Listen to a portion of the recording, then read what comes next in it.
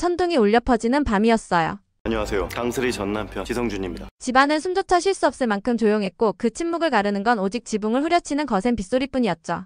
어머 세리야, 너 결혼했었니? 고요는 한 겹씩 무너졌고 마치 무언가가 곧 터질 듯한 기운이 공간을 감쌌습니다. 당신 대체 뭐야? 결혼 사진이 다 진짜라는 거잖아. 잘못했어. 나는 정말 당신밖에 없어. 이 밤 한 사람의 몰락이 또다시 시작되고 있었던 겁니다. 정신병원의 삭막한 복도를 조심스럽게 걷던 강세리. 이번엔 내가 이겼어. 기억 돌아온 거 내가 다 까발릴 거야. 그이가 믿었어? 이미 했잖아. 그녀의 숨소리는 거칠었고 땀에 젖은 손은 병원 입구의 자동문을 향해 떨리고 있었어요. 이 정도로 기사 반응 뜨거운 거 보면 와이얼그룹도 결단 내리겠죠? 이대로라면 탈출할 수 있을 것 같았죠. 그러나 자동문이 열리는 찰나 그녀의 앞을 가로막은 한 사람.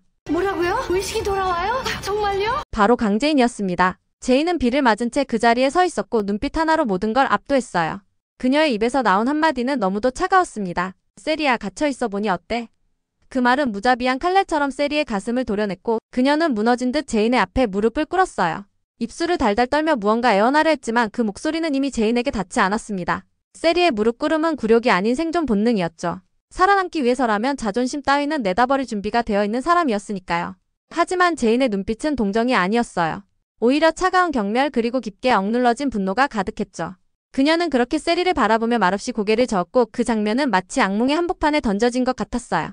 이 장면에서 가장 섬뜩한 건 침묵이었어요.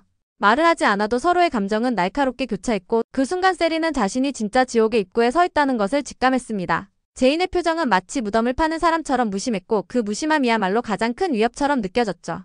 강세리는 그 순간에도 변명을 하려 했습니다. 나는 억울해 다 기찬 때문이야 라는 말을 입 밖으로 꺼내기 전 제인은 먼저 걸음을 옮기며 돌아섰고 단호한 어조로 말했어요. 이제 시작일 뿐이야 세리야. 너는 내가 느꼈던 그 모든 절망을 똑같이 경험하게 될 거야. 그 말은 차가운 방공기 속에 퍼졌고 세리는 마치 얼어붙은 듯 그 자리에 주저앉았죠. 이젠 도망칠 곳도 도와줄 사람도 없다는 걸 깨달은 순간이었어요. 그리고 그 순간이 바로 강세리의 파멸이 서서히 현실이 되는 첫 장면이었습니다. 하지만 제인은 세리를 정신병원에 가둬두는 것으로 복수를 끝내려 하지 않았습니다. 그녀에게 필요한 건 세리가 느끼지 못했던 죄책감과 감히 상상하지 못할 수준의 절망이었어요. 그래서 제인은 세리가 정신병원을 나오는 것조차 계획에 포함시켰던 거죠. 그녀는 세리가 집으로 돌아오게끔 퇴원 수속을 직접 진행했고 그 모든 것이 지옥 이막의 초대장이었어요. 집으로 돌아온 세리는 한동안 말을 잇지 못했습니다. 아이가 복도에서 울부짖으며 엄마 보고 싶어 라고 외치고 있었지만 그 목소리는 세리에게 위로가 되지 못했어요. 오히려 그녀는 자신이 돌아온 집안에서 따뜻함 대신 싸늘한 공기와 적대감만을 느꼈습니다. 현관문을 열고 들어서자 그녀를 맞이한 건 강재인이 아니라 황기찬이었습니다. 그는 천천히 고개를 들며 세리를 바라봤고 그 눈빛은 차갑게 얼어붙은 얼음 같았어요. 아무 말 없이 그녀를 바라보다가 그는 입술을 일그러뜨리며 낮게 말했죠. 돌아왔네. 근데 여기가 아직도 내 집인 줄 알았어? 세리는 억울한 표정으로 아이에게 다가가려 했지만 기찬이 그 앞을 가로막았어요. 제인이가 너를 정신병원보다 더 큰 지옥으로 보내겠다고 했지. 이제 알겠어. 그 지옥은 바로 이 집일지도 몰라. 기찬의 말은 단순한 분노가 아니라 자신에게 다가온 위기를 또 다른 수단으로 바꾸려는 이기적인 계산이 담긴 말이었죠. 그는 곧바로 이어 말합니다. 넌 H&K 자금을 움직일 수 있는 키야. 나한테 아직 쓸모는 있어. 그러니까 조용히 해. 지금부터 내가 하는 말, 내가 짓는 표정 하나하나가 또다시 널 지옥으로 떨어뜨릴 수도 있다는 걸 명심해. 세리는 그 말에 할 말을 잃고 마치 실어증에 걸린 사람처럼 입술을 달싹이기만 했습니다. 눈앞에 있는 남편은 더 이상 자신을 감싸주지 않았고 오히려 자신의 존재 가치를 돈으로 재고 있었어요. 그 배신감은 세리의 정신을 점점 조여왔고 그녀는 결국 소파에 털썩 주저앉아 울음을 삼켰습니다. 그 장면을 멀리서 바라보던 강재인은 천천히 문 뒤에서 모습을 드러냈어요. 그녀는 말없이 세리의 표정을 지켜봤고 그 시선 속에는 동정심이라곤 일도 남아있지 않았습니다. 그녀의 입가엔 차가운 미소가 걸려 있었고 속으로는 이렇게 중얼였죠. 이 집은 더 이상 내가 주인인 공간이 아니야. 넌 이제 우리 모두에게 쓸모없는 유령이 된 거야. 세리는 자신의 위치를 실감하는 듯 아이에게조차 가까이 다가가지 못했어요. 황지호는 어리둥절한 표정으로 엄마를 바라봤지만 이전처럼 품에 안기지 않았죠. 그 모습은 세리에게 또 다른 상처가 되었고 그녀는 기어이 울먹이며 물었어요. 기찬 씨 왜 나한테 이러는 거야? 내가 뭘 그렇게 잘못했는데? 하지만 기찬의 반응은 차가웠어요. 그는 조용히 말했다. 너 자신이 뭘 잘못했는지도 모른다는 게 제일 큰 문제야. 이 장면은 단순히 세리의 패배가 아닌 제인이 설계한 정밀한 감정 지옥의 첫 번째 계단이었습니다. 심리적 압박, 정서적 고립, 그리고 존재의 부정까지. 제인은 하나하나 꿰어가며 세리를 무너뜨리고 있었죠. 그리고 그녀는 뒤돌아가며 마지막 한마디를 남깁니다. 이제부터 내 삶은 내가 내게 줬던 고통의 복사판이 될 거야. 즐겨 세리야. 제인은 이 기회를 결코 놓치지 않았습니다. 아무리 겉으로는 냉정해 보였지만 그녀의 가슴 깊은 곳엔 언제나 은호에 대한 그리움과 죄책감 그리고 복수심이 이글거리고 있었죠.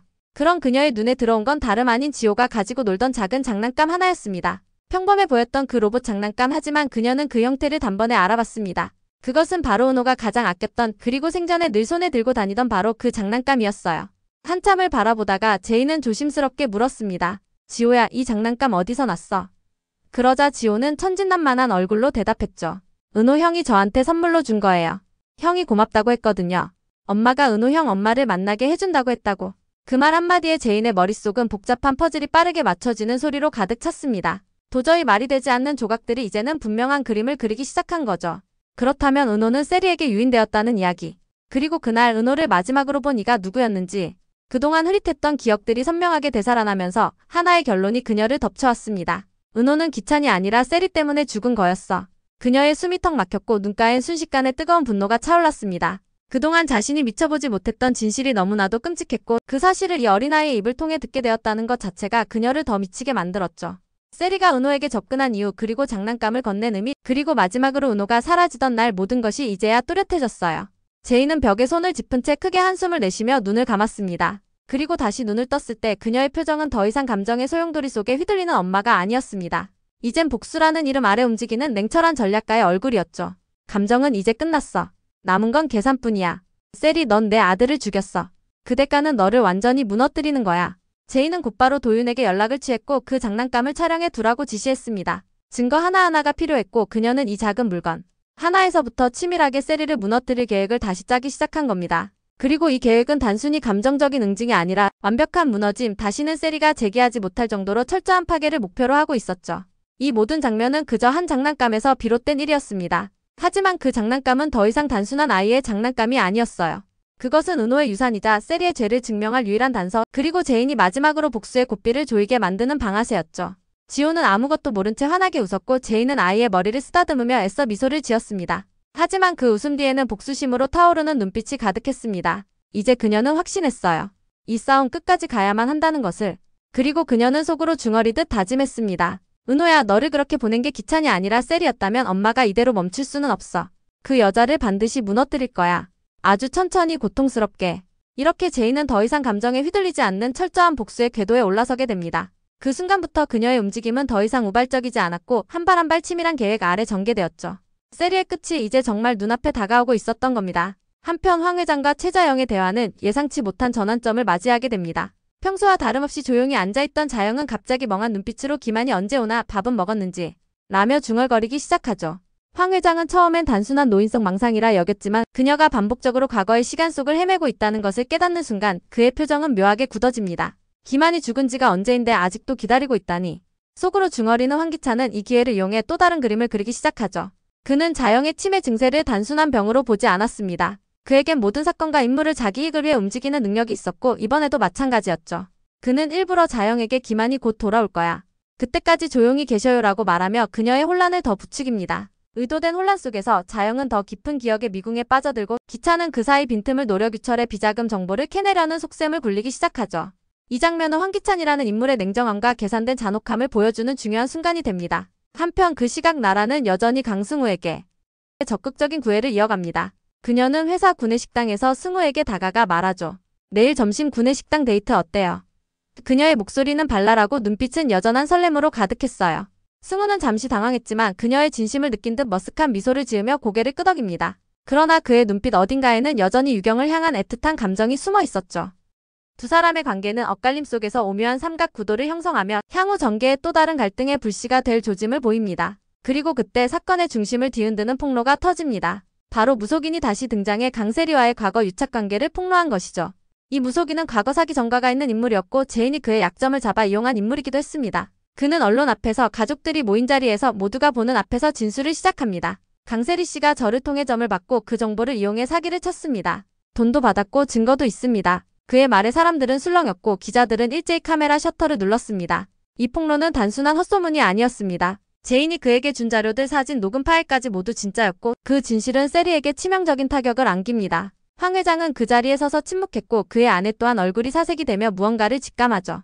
강세리는 그 자리에 없었지만 그녀의 비밀이 한 겹 한 겹 드러나며 집안은 다시금 혼돈의 소용돌이에 휘말립니다. 가족들 사이의 신뢰는 무너지고 세리에 대한 의심은 점점 사실로 굳어져 가는 가운데 시청자들은 통쾌함과 동시에 다음 전개에 대한 기대감을 품게 되죠. 이 장면은 단순한 폭로가 아니었습니다. 제인이 설계한 복수의 퍼즐 중 또 하나의 조각이자 강세리를 파멸시키기 위한 치밀한 계획의 일부였던 겁니다. 무속인의 등장은 절대 우연이 아니었고 이미 제인의 손에 쥐어진 카드 중 하나였죠. 그의 등장은 마치 연극의 첫 장을 여는 화려한 오프닝처럼 앞으로 펼쳐질 복수극의 서막을 알리는 시그널이었습니다. 무속인은 언론 앞에서 그리고 아이의 그룹 내부에서 강세리와의 유착관계를 하나하나 폭로했습니다. 그는 단지 사기꾼이 아니었고 제인이 의도적으로 약점을 쥐고 조종한 인물이었죠. 그가 던진 증거물들, 계좌 내역, 녹음 파일, 사진들은 모두 제인이 몇 달간 모아온 결과물이었으며 단순한 거짓 폭로가 아닌 진실을 기반으로 한 폭탄이었습니다. 가족들은 충격에 빠졌고 언론은 일제히 YL 그룹 며느리 강세리 무속 사기와 유착 의혹이라는 자극적인 타이틀로 헤드라인을 장식했습니다. 이 폭로는 단순히 세리를 향한 대중의 분노를 끌어내는 데 그치지 않았습니다. 그것은 세리라는 이름에 얽힌 신뢰, 도덕성, 정당성을 한순간에 무너뜨리는 치명적인 칼날이었죠. 그 와중에 제인은 황기찬에게 볼펜 녹음기를 건넸습니다. 겉으로는 김도윤의 선물이라며 의심스럽다고 내밀었지만 이 역시 철저히 계산된 행동이었습니다. 이 녹음기는 단지 소리만을 담고 있는 도구가 아니었고 황기찬의 심리를 파고드는 도구였죠. 그는 순간 망설였지만 제인의 진심 어린 표정에 다시금 마음을 놓았고 그녀를 향한 의심의 끈을 놓아버리게 됩니다. 기찬은 녹음기를 손에 쥔 채 속으로 생각했습니다. 기억이 돌아왔다면 저렇게 웃으면서 은호 이야기를 할 수 없지. 그의 머릿속에는 여전히 아들을 잃은 비통함이 남아있었고 그 틈을 파고든 건 바로 제인의 정교한 연기였어요. 그녀는 고통을 숨기고 평온한 얼굴로 그 앞에 서 있었지만 속으로는 피눈물을 흘리며 이를 악물고 있었던 거죠. 이 순간 제인은 단 한치의 흔들림 없이 다음 수를 준비하고 있었습니다. 황기찬이 의심을 풀었다는 사실만으로도 그녀의 작전은 절반의 성공을 거둔 셈이었고 이 작은 볼펜 하나는 복수의 퍼즐 속 중요한 교란 장치로서 완벽한 역할을 해낸 것이었습니다. 갤러리를 맡아달라는 제인의 제안에 노숙자는 며느리에게 자리를 넘길 수 없다는 자존심으로 그것을 받아들입니다. 그러나 모든 것이 제인의 예상대로 흘러가는 순간 또 하나의 폭탄이 터지죠. 문이 열리고 등장한 사람은 바로 강세리의 전 남편 지성준. 세리가 합성이라고 주장했던 결혼사진, 모든 진실이 무너지는 순간입니다. 기찬은 경악하며 묻습니다. 이 사람 진짜였어? 세리는 아무 말도 못하고 시선을 피하죠. 제인의 눈빛은 흔들리지 않았어요.